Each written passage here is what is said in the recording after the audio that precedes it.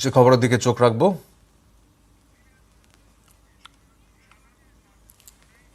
জিয়াগঞ্জ খুনের ঘটনার দিকে নজর রাখবো। 3 খুনি গ্রেফতার করা হয়েছে বলে জানতে পারা যাচ্ছে। এই মুহূর্তে আমরা এই খবর পাচ্ছি, 3 খুনি গ্রেফতার। উৎপল বেহেরা নামে এই যুবক, তাকে গ্রেফতার করা হয়েছে এবং সেই এই খুন করেছে প্রাথমিকভাবে কিন্তু আমরা এটাই জানতে পারছি।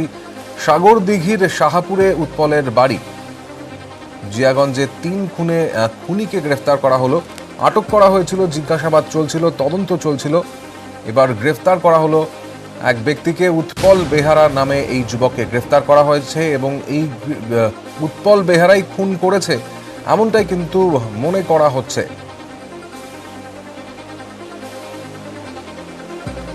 এই মুহূর্তে পাওয়া খবরে আপনাদের আরো একবার জানিয়ে রাখবো, জিয়াগঞ্জের ঘটনায় 3 জন দম্পতি সহ যে শিশুর খুনের ঘটনা, মুর্শিদাবাদের জিয়াগঞ্জে নৃশংসভাবে যে খুন ঘটানো হয়েছিল, সেই খুনিকে গ্রেফতার করা সম্ভব হয়েছে বলেই আমরা খবর পাচ্ছি এবং তার নাম উৎপল বেহেরা।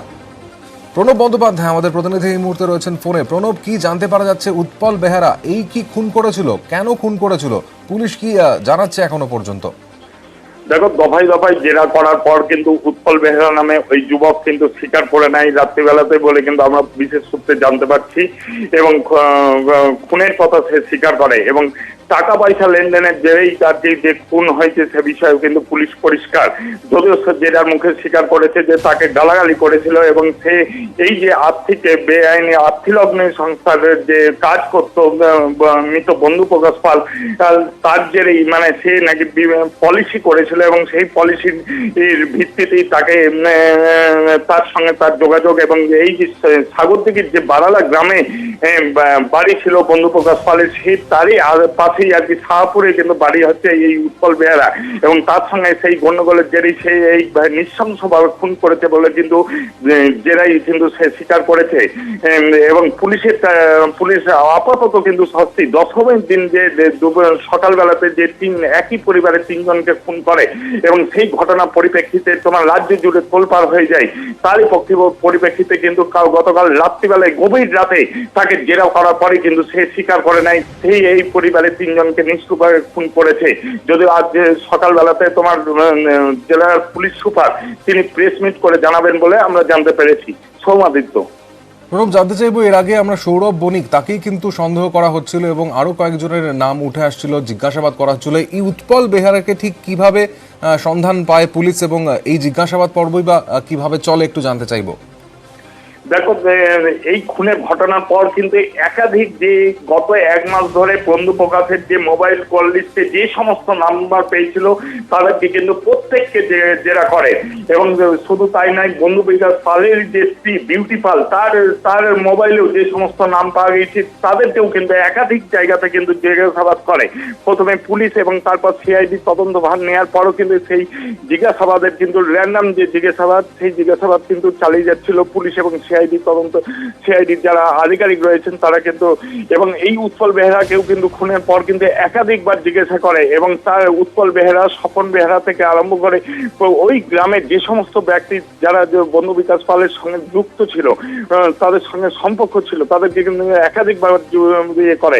এবং গতকালও কিন্তু তাকে একাধিকবার জিজ্ঞাসাবাদ করার পরে কিন্তু গভীর রাতে সে কিন্তু ভেঙে পড়ে জিজ্ঞাসাবাদের পরে, তারপরে কিন্তু সে স্বীকার করে সেই খুন করেছে এবং আপাতত স্বস্তির পুলিশ এবং একাই ছিল, কারণ যেভাবে এই খুনের ঘটনা ঘটেছিল বারবার কিন্তু এই তথ্যই উঠে আসছিল যে একজন নয়, একের বেশি মানুষ কিন্তু এই খুনের ঘটনার সঙ্গে যুক্ত। সেক্ষেত্রে এই বিষয়ে কি জানাচ্ছে পুলিশ? প্রাথমিকভাবে কিন্তু পুলিশের কাছে জেরাই স্বীকার করেছে যে সে একাই খুন করেছে, কিন্তু সে একা না, আরো কয়েকজন যুক্ত আছে। কে যুক্ত আছে তার কিন্তু পরবর্তীকালে পুলিশের জেরা এখনো চলছে, এবং সেই জায়গা থেকে পুলিশ জানতে চাইছে এর সঙ্গে আর কে যুক্ত আছে। আমরা জানি যে বন্ধু বিকাশ পালের যে বন্ধু সৌরভ বণিক, তাকেও কিন্তু মূল সন্দেহের তীর ছিল তার দিকে, এবং সেই প্রাথমিকভাবে তাকে কিন্তু দীর্ঘ জিজ্ঞাসাবাদ করার পর কিন্তু গতকাল রাতেই কিন্তু এই উৎপল বেহেরা, তাকেও কিন্তু তোমার 2 দিন ধরে জিজ্ঞাসাবাদ করছিলেন সিআইডি আধিকারিক এবং পুলিশেরা। তারপরে কিন্তু উৎপল বেহরাই নাকি নিজেই স্বীকার করেছে তাকে সঙ্গে অষ্টমীর দিন প্রচন্ডভাবে কথা কাটাকাটি হয় এবং তারপরে কিন্তু সে খুন করার সিদ্ধান্ত নেয় এবং সে একাই এই তিনজনকে খুন করেছে বলে কিন্তু প্রাথমিকভাবে সে জিজ্ঞাসাবাদ করছে।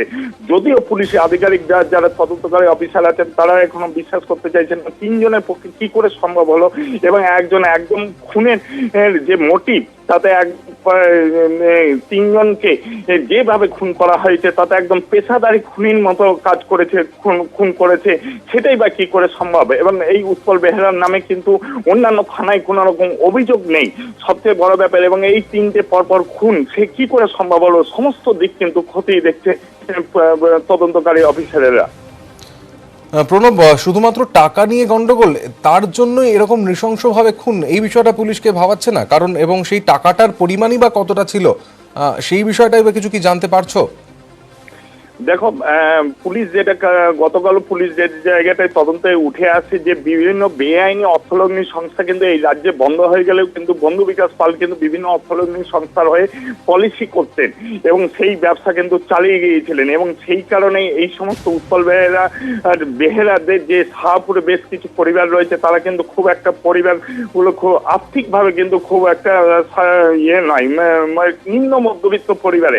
এবং সেই টাকা পয়সা নিয়ে গন্ডগোলের জেরেই কি এটা হলো, পুলিশ কিন্তু এখনো পর্যন্ত সেটা স্বীকার করছে না। এবং সবচেয়ে বড় ব্যাপার যে এই যে তিনজনকে জিয়াগঞ্জের যে বাড়িতে তাদেরকে নৃশংসভাবে খুন হয়েছে, তাহলে সেই টাকার পরিমাণ কত? গতকাল যখন তাদেরকে জেরা করে পুলিশ বিভিন্ন যারা আমানতকারী তাদেরকে কিন্তু ডেকে নিয়ে এসেছিল এবং তাদেরকে এক এক করে কিন্তু জিজ্ঞাসাবাদ করেছে এবং দেখা গেছে মহিলাদের সঙ্গে বিভিন্ন ধরনের পলিসি সে করেছিল এবং কারোর সঙ্গে 10,000, কারোর সঙ্গে 5,000 বা এই ধরনের তোমার টাকার পরিমাণ। কিন্তু এই উৎপল বেহেরা কত টাকা দিয়ে তার সঙ্গে গন্ডগোলের জেরে এবং সেই টাকার পরিমাণটাই বা কত? এবং যদিও জেরাতে পুলিশের জেরা সে স্বীকার করেছে বিউটি পার্লারের যে পরিবার তারা কিন্তু জানিয়েছিল যে এই টাকা কিন্তু অনেক পলিসি আমানতকারীদেরকে সে ধার শোধ করেছিল নিজের টাকা দিয়ে এবং সেই কারণে সে শ্বশুরবাড়ি থেকেও কিন্তু মোটা অঙ্কের টাকা নিয়েছিল। তাই সেই টাকাই বা কোথায় গেল সমস্ত কিন্তু পুলিশ খতিয়ে দেখছে।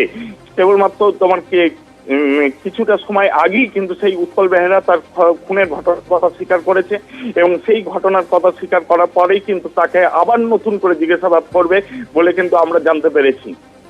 প্রণব, তুমি যেটা বলছিলে যে সাংবাদিক বৈঠকও করতে পারে পুলিশ সুপার, আরেকটা বিষয় জানতে চাইবো, এই সৌভিক বণিক তার সঙ্গে একটা বড়সড় টাকার লেনদেন নিয়ে একটা সমস্যা চলছিল, প্রায় 6 লক্ষ টাকার কাছাকাছি সেই পরিমাণটা বলে জানতে পারা যাচ্ছিল।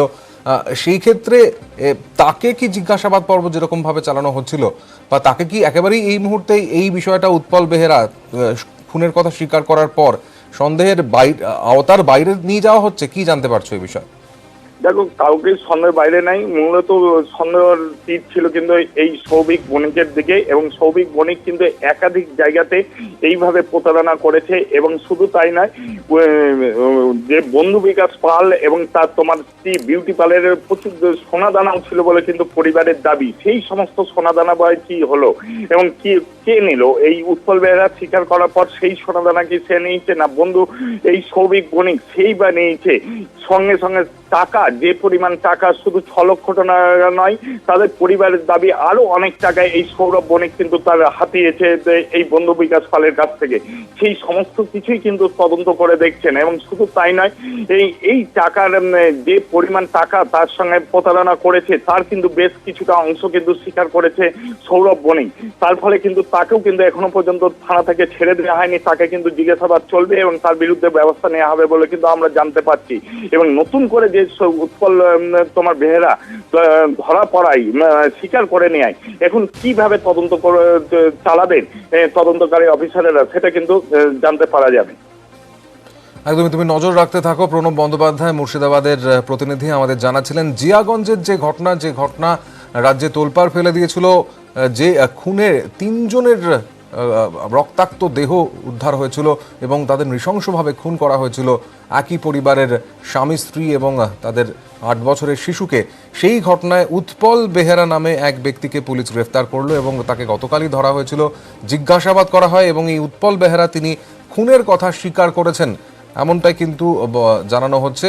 এবং যে অর্থলগ্নি সংস্থার হয়ে কাজ করতেন বন্ধু বিকাশ পাল,